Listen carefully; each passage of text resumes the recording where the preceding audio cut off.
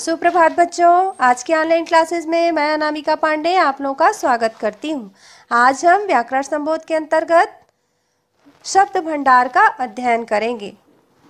बच्चों, जिस प्रकार अनाज का भंडार होता है उसी प्रकार यहाँ हम शब्दों के भंडार देखेंगे। आइए देखते हैं शब्दों का भंडार। पर्यायवाची शब्द वे शब्द होते हैं जो समान अर्थ प्रकट करते हैं। ऐसे शब्दों को समानार्थी शब्द भी कहते हैं। आइए देखते हैं रिश्ते नाते संबंध सूचक शब्दों के पर्यायवाची। यहाँ देखिए, माँ अपने बच्चे को पकड़ी हुई है तो इन्हें विभिन्न नामों से जाना जाता है। कोई मम्मी कहते हैं, कोई माँ, कोई अम्बा, कोई जननी, लेकिन इसका अर्थ एक ही होता है। आगे देखते हैं मनुष्य। देखिए, कोई मनुष्य खड़ा हुआ है पिक्चर में, चित्र में। इन्हें भी कोई आदमी नाम से पुकारेंगे, कोई मानव कहते हैं, कहीं नर लिखा रहता है और कहीं मनुष्य, लेकिन इसका अर्थ एक ही है। बाल। देखिए, यहाँ एक बच्चा खड़ा हुआ है तो कोई इसे बच्चा कहेगा, कोई लड़का कहेगा, कोई बालक कहेगा, कोई बाल कहेगा, लेकिन अर्थ तो एक बालक से ही, एक बच्चा से ही है। तो ये क्या कहलाएंगे? समान अर्थ प्रकट करने वाले शब्दों को पर्यायवाची शब्द कहते हैं। तो ये सारे क्या बता रहे हैं? हमें समान अर्थ को प्रकट कर रहे हैं। पशु पक्षी संबंधी शब्दों के पर्यायवाची। पिक्चर में देखेंगे, चित्र में है आप लोग, मोर। मोर को कोई नीलकंठ नाम से पुकारता है, कोई मयूर नाम से, कोई केकी, लेकिन पक्षी तो वही है। आगे देखते हैं घोड़ा। घोड़ा का पर्यायवाची शब्द क्या है?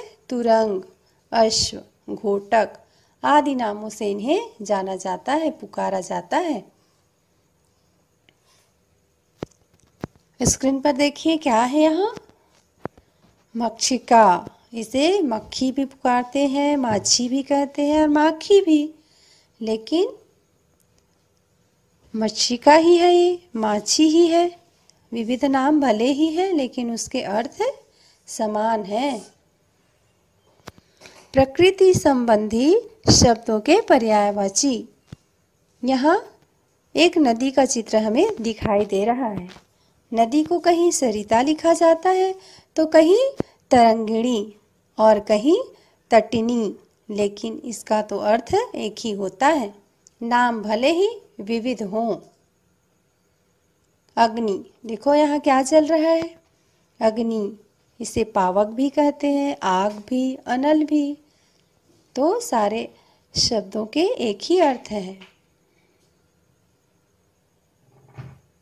पृथ्वी। पृथ्वी के भी विविध नाम हैं, धरती, अवनी, वसुधा, वसुंधरा आदि। मानव अंगों से संबंधित शब्दों के पर्यायवाची। नेत्र। नेत्र को कोई चक्षु कहता है, कोई नयन तो कोई लोचन। इसी प्रकार हाथ।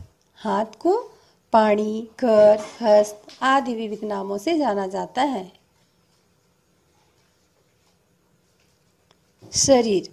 शरीर को भी कोई काया कहते हैं, कोई गात कहते हैं तो कोई अंग कहते हैं, लेकिन इनके नाम भिन्न भिन्न हो जाने से अर्थ में किसी भी प्रकार का परिवर्तन नहीं होता।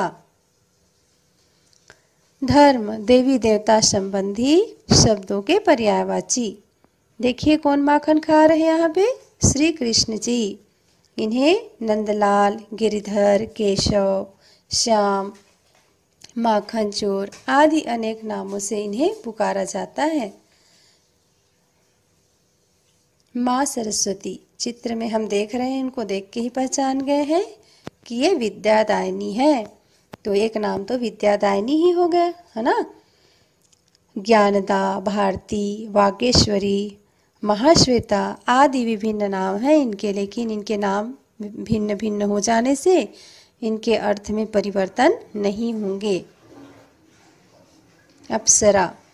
देवांगना, दिव्यांगना, सुरबाला आदि विविध नाम से इनको पुकारा जाता है।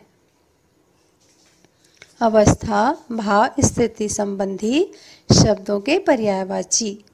देखो एक बूढ़ा व्यक्ति खड़ा है, इसमें स्क्रीन पे आप लोगों को दिखाई दे रहा होगा। इन्हें बूढ़ा भी कहते हैं। बुढ़ापा, जरा, जीर्णावस्था, वृद्धावस्था आदि विविध नामों से इस अवस्था को पुकारा जाता है। स्क्रीन पे देखिए इतने सारे बच्चे आनंदित दिखाई दे रहे हैं, हर्षित दिखाई दे रहे हैं, एंजॉय कर रहे हैं, है ना। तो इनके भी अनेक नाम है, इनके ये भाव है। आनंदित होना एक भाव है, लेकिन इनके भी पर्यायवाची शब्द होते हैं। हर्ष, आमोद, उल्लास, सुख आदि। आइए देखते हैं पर्यायवाची का प्रयोग। आकाश में मेघ घिर आए। आकाश में बादल घिर आए।